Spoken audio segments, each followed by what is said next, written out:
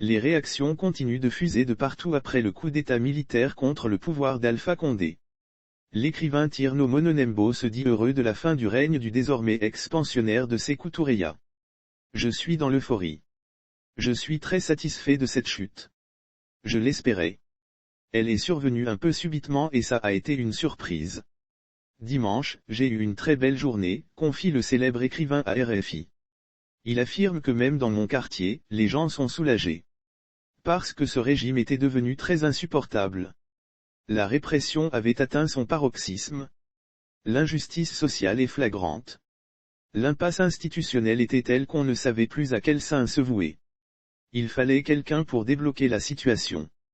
S'il se réjouit de la chute du régime de Conakry, Mononembo pense qu'il ne faut pas faire subir à Alpha Condé ce qu'il a fait subir à ses opposants.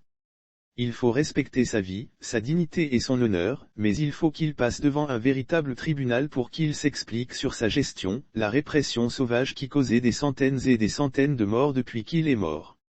L'auteur du roman Les Crapauds Brousse estime que quitter le pouvoir de la sortie est un immense gâchis pour cet homme de finir ainsi. Vous avez vu les images qui ont circulé sur la toile, les télévisions du monde entier. Cela constitue une espèce de certificat de décès politique. Je ne le souhaite à personne.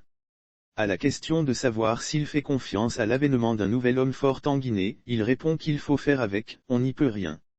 Les militaires ne sont pas les mieux placés en matière de démocratie et de droits humains.